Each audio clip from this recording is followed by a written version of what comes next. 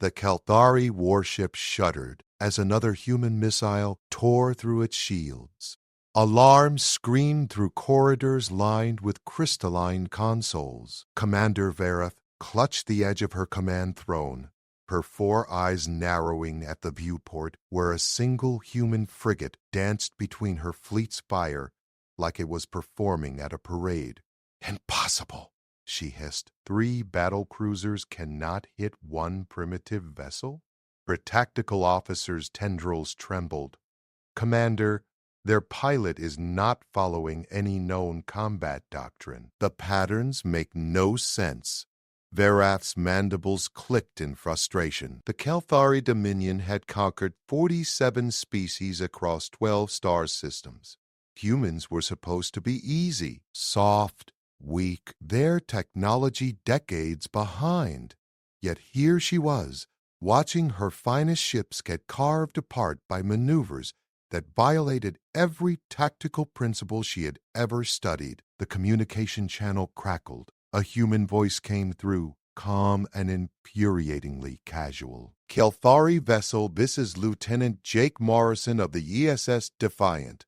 You really want to keep this up? I've got a date in 6 hours, and I'd hate to be late." Varath's translator chip struggled with the concept of a date during active combat. She activated her own channel, her voice dripping with venom. "Human filth, you delay the inevitable. Surrender now, and your death will be swift." "Yeah, that's not really my style," Jake replied. "How about you turn around and we call it even? No hard feelings." Another explosion rocked Varath's ship as the Defiant somehow fired from 3 angles simultaneously. The human had deployed drone swarms, each one moving independently, each one lethal. Her shields dropped to 30%. "All vessels converge pattern Omega," Varath commanded. "Crush him." The 3 battle cruisers moved into formation, creating an inescapable kill box. Energy weapons charged, missile bays opened. This was it. No escape. The Defiant accelerated directly into the center of the formation. Varath's secondary heart skipped a beat. Suicide? But then the human frigate went dark, all systems appearing to shut down. Her sensors lost track of it for 3 precious seconds. When it reappeared, it was already past her formation, engines blazing at impossible output. "He overloaded his reactor," her engineer reported. "The thermal bloom blinded our targeting systems." "Pursuit!" Varath shrieked. "Commander, we have another problem," Tactical said quietly. During his pass, he deployed gravity mines throughout our formation. The first mine detonated, the second, the third. Varath's flagship lurched violently as artificial singularities pulled at its hull. Her sister ships fared worse, their formations broken, their shields collapsing inward. Jake Morrison's voice returned. "So, about that surrender offer. Still on the table if you want it." Varath's claws dug into her throne. "1 human, 1 ship. How? Who are you?" she demanded. "Just a guy who really doesn't like being late for dinner," Jake said. "Your move, Commander." The gravity mines finished their work. Varath's flagship drifted in space, engines sputtering, half her weapons offline. Through the viewport, she watched the human frigate circle back, moving with the precision of a predator that knew its prey was already dead. "Status report," she commanded, her voice tight. "Shields at 8%. Main weapons offline. Sister ships disabled. The Crimson Talon is venting atmosphere from decks 4 through 9. Her tactical officer's voice carried shame. "Commander, we cannot win this engagement." Varath's 4 eyes fixed on the approaching human vessel. It was smaller than her smallest escort. Its hull showed scorch marks from a dozen previous battles. Yet it had just crippled 3 of the Dominion's finest warships in under 4 minutes. "Open a channel," she said. The words tasted like poison. Jake Morrison's face appeared on her screen. He was young by human standards, dark hair, slightly too long for military regulation, and he wore an expression of casual confidence that made Verath's blood burn. He sat in a pilot's chair that looked like it had been repaired with salvaged parts, surrounded by holographic displays that moved faster than her eyes could track. "Commander Verath," he said, nodding like they were meeting at a social gathering. "Ready to talk terms? You dare mock the Kelthari Dominion?" Verath's voice rose. "We have conquered civilizations that had mastered space travel before your species discovered fire. You are nothing but an insect that has learned one clever trick." Jake leaned back in his chair. "See, that's where you guys keep getting it wrong. You show up, make demands, start shooting, then act surprised when we shoot back better. It's getting predictable." Predictable? Verath felt her secondary heart racing. "Your species has been in space for less than a century. We have fought wars across this galaxy for 10,000 years. "Yeah, and you fought them all the same way," Jake said. "Big ships, overwhelming force, textbook formations. You know what humans are good at? Not following the textbook." He gestured at his tactical display. "You grouped up because that's what you're trained to do. I knew you'd group up, so I planned for you to group up." Verath's mandibles clicked rapidly, a sign of deep agitation. "What are your terms, human?" "Simple. You leave this system, you don't come back. You tell your bosses that Earth isn't interested in joining your dominion, and if they send another fleet, it's going to end the same way." Jake's expression hardened. "Or option 2, I finish disabling your ships and you drift here until your life support runs out. Your call. The Dominion does not negotiate with prey species." "Then I guess you're about to be the first." Jake's hands moved across his controls. Warning indicators lit up across Verath's bridge. "I've got targeting locks on your reactor cores. All 3 ships. One button, and this conversation ends permanently." Verath's tactical officer spoke quietly. "Commander, he is not bluffing. His weapons are charged and locked." She had been a commander for 20 cycles. She had led fleets against the Thorian Collective. She had broken the siege of Krell Prime. She had never retreated, never surrendered, but she had also never faced an enemy like this. "You have won this battle, human," Verath said, each word deliberate. "But the Dominion will return with more ships, better weapons, and when we do, your homeworld will burn." Jake Morrison smiled. It was not a pleasant expression. "You know what the really funny thing is? I'm not even military. I'm a cargo hauler. Got pressed into service 3 months ago because Earth needed warm bodies who could fly. The actual Earth Defense Force?" He laughed. "They're gonna love hearing about this. They've been itching for a real fight." Verath felt something she had not experienced in years. Fear.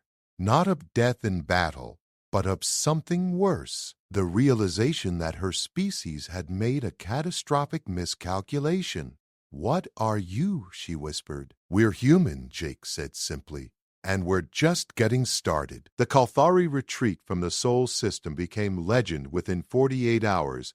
Verath's report to High Command was met with disbelief, then anger, then an emergency session of the Dominion War Council. She stood in the center of the crystalline chamber, surrounded by the holographic projections of the 7 High Commanders, and explained how a single human had outmaneuvered her entire battle group. High Commander Zalos, Image, leaned forward. "You expect us to believe this? That one cargo pilot defeated 3 battle cruisers? I have submitted full tactical recordings," Verath replied. "The human tactics were unlike anything in our database. Aggressive, unpredictable, wasteful of resources, yet somehow effective." "Then we send a proper fleet," Xyloth declared. 30 ships, We glass their homeworld from orbit before they can react. I advise against this course of action, Verath said carefully. The chamber went silent. Advising against conquest was dangerously close to treason. Explain, Ziloth commanded. Verath activated a hologram showing Earth's solar system. After our encounter, I monitored human communications. They are broadcasting our defeat across every frequency, celebrating, but more importantly, mobilizing. In the time it will take us to assemble a fleet, they will be ready. Ready? Another commander laughed. They have barely 50 warships. We have thousands. They had barely 50 warships 3 days ago, Verath corrected. I intercepted transmissions showing civilian vessels being retrofitted, mining ships equipped with railguns, transport haulers mounting missile pods. They are converting their entire spacefaring infrastructure into a war machine. Back in Earth orbit, Jake Morrison floated in the observation deck of the ESS Unity, watching construction drones swarm around a massive shipyard framework. His brief moment of fame had earned him an immediate promotion and a very uncomfortable meeting with Admiral Patricia Cole, the stern-faced commander of Earth's rapidly expanding defense fleet. "You started a war, Morrison," Cole had told him bluntly. "They started it," Jake had replied. "I just finished that particular conversation." Now he stood next to Lieutenant Kara Bennett, a weapons specialist who had been assigned to help analyze the Kalthari technology they had salvaged from debris. She was brilliant, sharp-tongued, and had zero patience for his jokes. "You're enjoying this," Kara said, not looking up from her datapad. "Enjoying what? The part where I pissed off a galaxy-spanning empire? Or the part where I have to teach cargo pilots how to fight warships?" The attention. She finally looked at him. "You do realize they're going to come back with everything they have, right? This isn't a victory. It's a countdown to annihilation." Jake watched a frigate slide out of the construction bay, its hull still glowing from the welding. Maybe. Or maybe we just showed them that humans don't roll over when someone tries to kick us. "Poetic," Kara said dryly. "I'm sure that'll comfort the billions of people on Earth when the Kalthari fleet shows up." An alert chimed on Jake's wrist display. Admiral Cole wanted him in the briefing room immediately. The briefing room was packed. Pilots, engineers, tactical officers, all crowded around a central hologram. Cole stood at the head of the table, her expression grave. "We have a situation," Cole announced. Long-range sensors detected a Kalthari scout ship entering the outer system. It jumped away before we could intercept, but not before scanning our defenses. She activated the hologram showing dozens of red markers. This is what it saw. Our entire fleet disposition, our shipyards, our orbital platforms. They know exactly what we have. "How long until they return?" someone asked. "Intelligence estimates 3 weeks, maybe 4. They'll need time to assemble a fleet large enough to guarantee victory." Cole's eyes swept the room, which means we have 3 weeks to become something they can't guarantee victory against. Jake felt the weight of every eye in the room turn toward him. "Morrison," Cole said, "you fought them. What do we need to know?" He stepped forward, his mind racing through the battle. "They think in terms of overwhelming force. They expect you to be afraid. They expect you to run or surrender." He looked around the room. "So we do the opposite. We make them afraid. We hit them where they don't expect it, how they don't expect it, and we make them pay for every inch of space they try to take." "Easier said than done." "Then we'd better get started," Cole said, "because in 3 weeks we're going to find out if humanity really deserves to be here." The Kalthari Armada assembled at the edge of the Proxima sector. 63 warships ranging from sleek destroyers to massive dreadnoughts that could crack planets. High Commander Xyloth observed the fleet from his command throne aboard the Eternal Dominance, a vessel so large it had its own internal transit system. "This is excessive," Berath said quietly beside him. She had been assigned as his tactical advisor, a demotion disguised as an honor. "This is certainty," Xyloth replied. "The humans will see our fleet in despair. They will beg for mercy we will not grant." "Commander, with respect, if they were the type to beg, they would have done so already." Xylos' eyes narrowed. "You sound almost sympathetic to them." "I sound experienced with them," Verath corrected. "They are dangerous specifically because they do not respond rationally to superior force. Then we will teach them rationality through annihilation." Xyloth activated the fleet-wide channel. "All ships, prepare for jump to Sol system. We end the human problem today." 63 Kelthari warships vanished in cascades of twisted space. They emerged 3 hours later at the edge of Earth's solar system, weapons charged and shields at maximum. Xylo expected to see the human fleet grouped defensively around their homeworld. Standard doctrine. Predictable. Instead, his sensors showed nothing. "Tactical report," Xyloth demanded. "Scanning now, Commander. I detect no human vessels in the outer system, no defensive platforms, no orbital stations." The officer's confusion was evident. "It is as if they have abandoned their posts." "They are hiding," Xyloth said, "cowering behind their moon, perhaps. Advance the fleet, standard formation. We will drag them out and destroy them." The armada moved forward, a wall of metal and energy that had conquered systems across the galaxy. They passed the orbit of Neptune. Nothing. Uranus? Nothing. Saturn's rings glittered in the distance, beautiful and empty. Verath studied her tactical display, her unease growing. "Commander, this does not feel right. Where are their scouts? Their early warning systems? Why have they not challenged us?"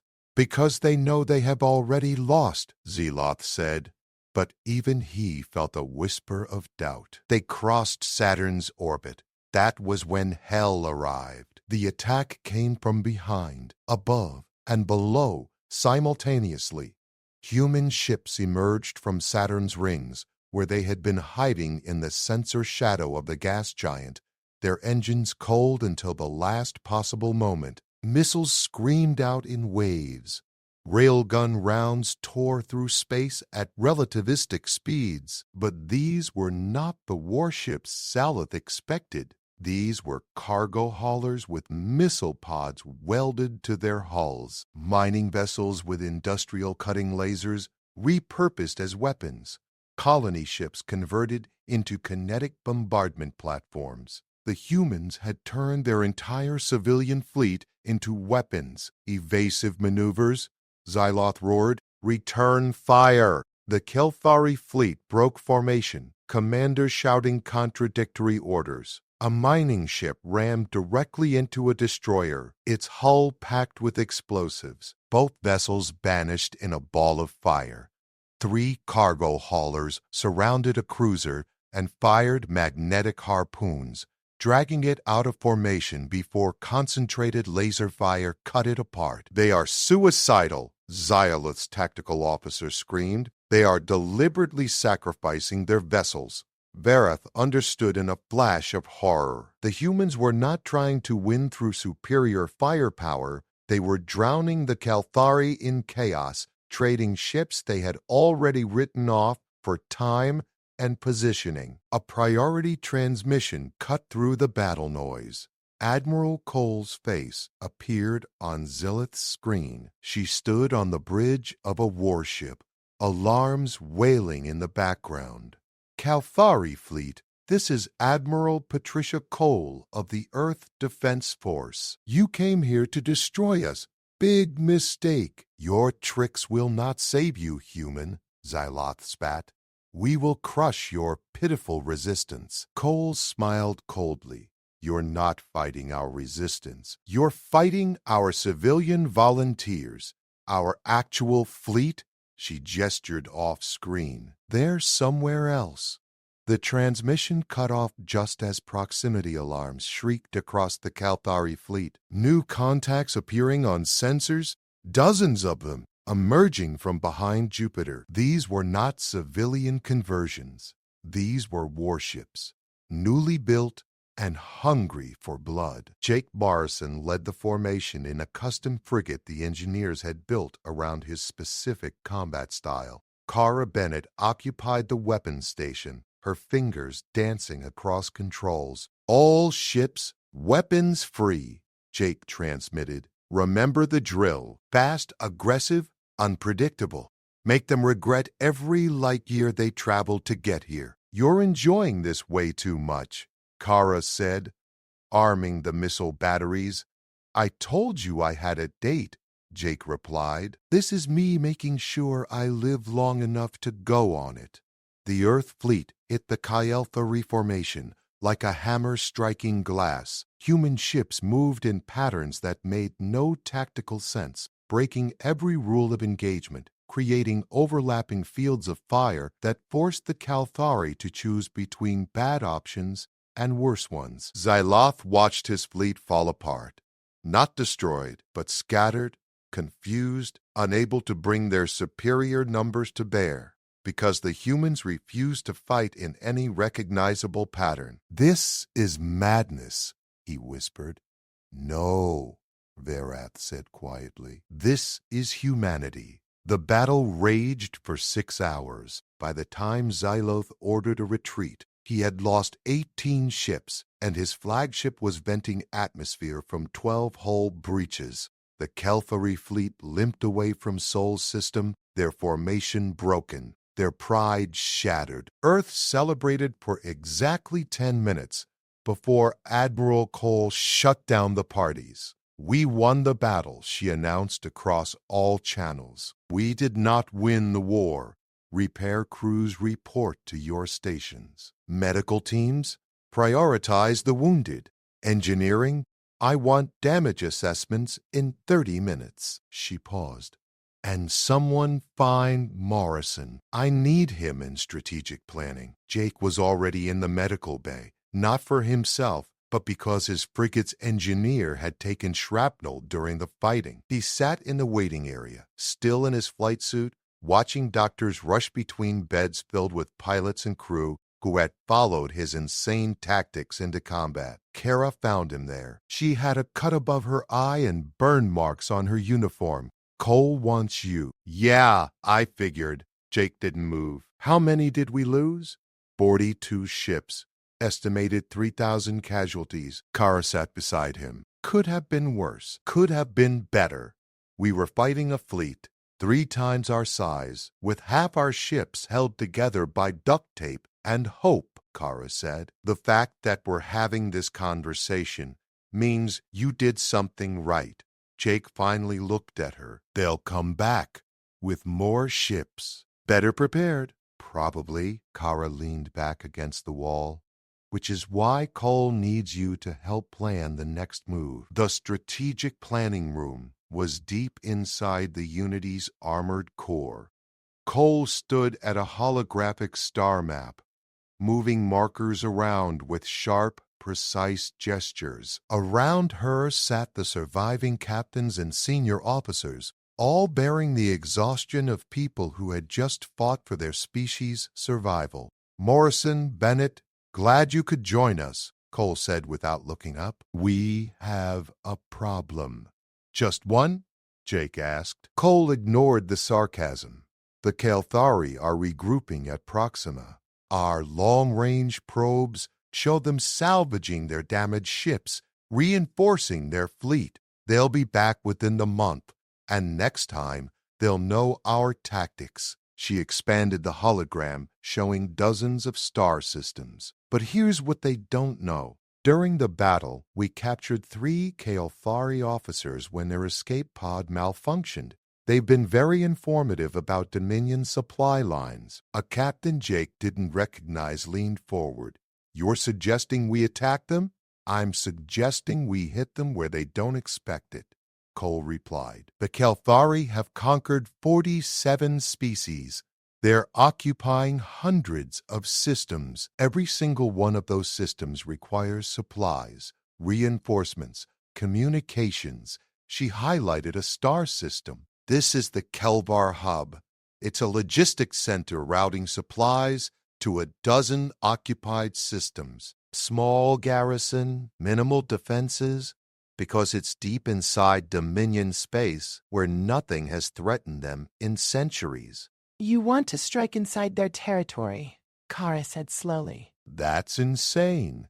That's human, Jake corrected, a grin spreading across his face. They expect us to defend Earth and wait for them to come back. So we do the opposite. Cole nodded. Exactly. We take 20 ships, our fastest and best armed, and we jump into Dominion space. We hit the Kelvar Hub hard, destroy their logistics, and jump out before they can respond. It serves 2 purposes. 1, we disrupt their supply lines and buy ourselves time. 2, we send a message that nowhere is safe. And if we get caught deep in their space, someone asked. Then we don't come home, Cole said bluntly. This is a volunteer mission. No one is ordered to go. The room went quiet.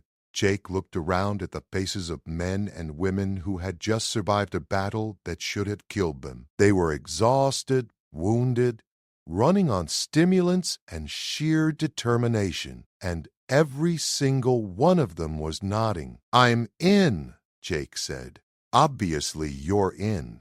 You're leading the strike force, Cole replied. I need real volunteers, not glory addicts. Then you've got one, said Captain Ryan Fletcher, commander of the destroyer ESS Relentless. My ship took minimal damage. We can jump in 12 hours. ESH Havoc, reporting ready, said another captain. One by one they volunteered.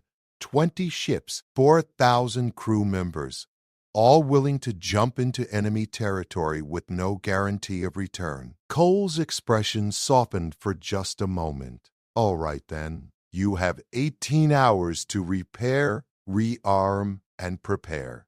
Morrison, Fletcher, Bennett, stay behind. We need to plan the specifics. As the others filed out, Cole pulled up detailed scans of the Kelvar system. The hub is here, orbiting the 3rd planet. According to our prisoners, it's lightly defended. Maybe 2 cruisers, a handful of patrol craft. The real problem is the response time. Once we attack, every Kael'thari ship within 3 systems will converge on our position. We'll have maybe 20 minutes before we're overwhelmed. 20 minutes to destroy a logistics hub, Fletcher said. That's tight. That's why Morrison is leading the attack, Cole said. You've proven you can do the impossible in less time than that. Jake studied the hologram, his mind already running through attack vectors and escape routes. We'll need a distraction, something to keep their response forces busy while we hit the hub. I'll work on that, Kara said. Give me access to those Kael'thari prisoners. I have some questions about their communication protocols. You have 12 hours, Cole said. After that, we jump into hell and see if humanity can punch above its weight one more time. Jake looked at the star map, at the dozens of systems marked red for Kael'thari occupation. We're not just fighting for Earth anymore, are we? We're fighting for everyone they've conquered. One battle at a time, Morrison, Cole said. First we survive, then we liberate. The jump to Kelvar space was silent.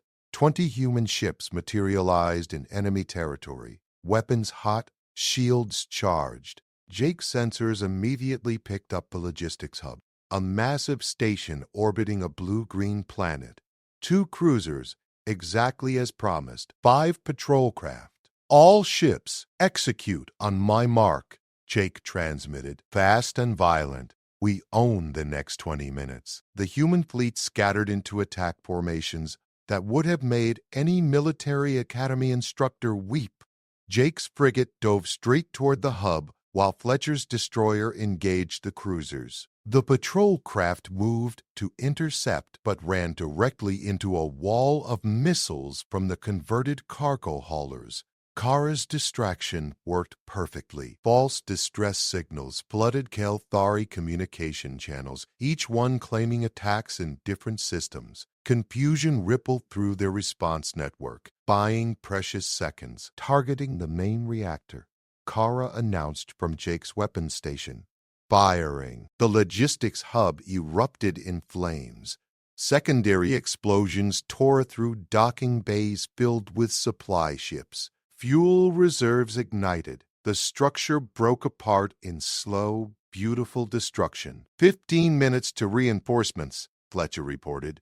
We've got company incoming from the Valar system. Then we leave them a present, Jake said.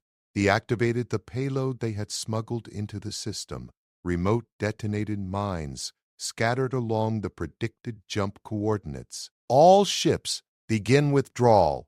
Job's done. The human fleet regrouped and jumped away just as Kalthari reinforcements arrived to find their logistics hub reduced to debris. Jake allowed himself one moment of satisfaction before focusing on the next problem. The journey home took 3 days. When they emerged in Sol's system, Admiral Cole was waiting with news. "You started something, Morrison," she said, her image filling his screen. "During your attack, 3 occupied systems saw the destruction. 2 of them have begun uprisings against Kealthari occupation. The Dominion is scrambling to maintain control." "Good," Jake said. "Let them scramble. There's more." Cole's expression was unreadable. "High Commander Zulith has requested a diplomatic channel. He wants to negotiate." The meeting took place on neutral ground, a barren moon, halfway between Earth and Kelthari space. Xyloth arrived with a full honor guard. Admiral Cole brought Jake, much to the Kelthari commander's visible displeasure. "You," Xyloth said, his voice dripping contempt, the cargo pilot who humiliated Commander Vareth. "Lieutenant Morrison now?" Jake replied casually. "Nice to meet you properly." Cole stepped forward. "You requested this meeting, High Commander. State your terms." Xyloth's 4 eyes narrowed. "The Dominion is prepared to offer Earth Protectorate status. You will maintain limited autonomy, provide resources and ships for our fleet, and in return, we will not glass your planet." "That's generous," Cole said flatly. "Counteroffer. You leave Sol system, withdraw from the 3 systems currently in revolt, and we don't turn the rest of your empire against you." "You dare threaten the Dominion?" Xyloth's voice rose. "We have fleets that dwarf your entire civilization, and we've proven we can hurt you," Jake interjected. "Your logistics are vulnerable. Your occupied systems are watching. Every battle you lose to us makes you look weaker." He smiled. "How long before the other 47 species you conquered decide they want their freedom back?" Xyloth fell silent. The truth was written across his face. Earth wasn't just a military problem anymore. It was an ideological threat to everything the Dominion represented. "You cannot win," Xyloth said quietly. "Even if you resist for years, eventually our numbers will overwhelm you." "Maybe," Cole agreed. "Or maybe we'll inspire enough rebellions that you won't have the numbers anymore. Either way, we're not surrendering. Not today. Not ever." The meeting ended without agreement. As Xyloth's shuttle departed, Vareth appeared at the airlock. She had not been part of the official delegation. "Lieutenant Morrison," she said, "may I speak with you?" They stood on the observation deck looking out at the stars. Vareth was silent for a long moment before speaking. My species has conquered for 10,000 years. We believe strength meant dominance. Victory meant submission. She turned to face him. You have shown us something we had forgotten, that the weak can become strong, that the conquered can inspire others, that one determined species can change everything. So what now? Jake asked. Now I return to my people and tell them the truth, that the age of easy conquest is over, that humanity has reminded the galaxy what resistance looks like. Bereth's mandibles click softly. Some will listen, many will not, but the conversation has begun. She departed without another word. Jake watched her shuttle vanish into the darkness, then returned to the Unity where Kara was waiting. So, did we just start a galactic revolution? She asked. Maybe, Jake said. Or maybe we just bought ourselves time to build a bigger fleet. Ever the optimist, someone has to be. He looked at Earth, hanging beautiful and blue in the viewport. Besides, I've still got that date to get to. Kara laughed, the sound echoing through the empty corridor. You know the Kalthari will be back. Let them come, Jake said. We'll be ready. And humanity was. The weeks became months. The months became years. The Kalthari returned. Again and again, each time met with fiercer resistance. Other species, inspired by human defiance, began their own rebellions. The Dominion fractured, the galaxy changed. Through it all, humanity fought with the same stubborn determination that had driven one cargo pilot to face down 3 battlecruisers. They lost battles. They mourned their dead, but they never surrendered, because that was what humanity did best. They endured, they adapted, they prevailed, and the galaxy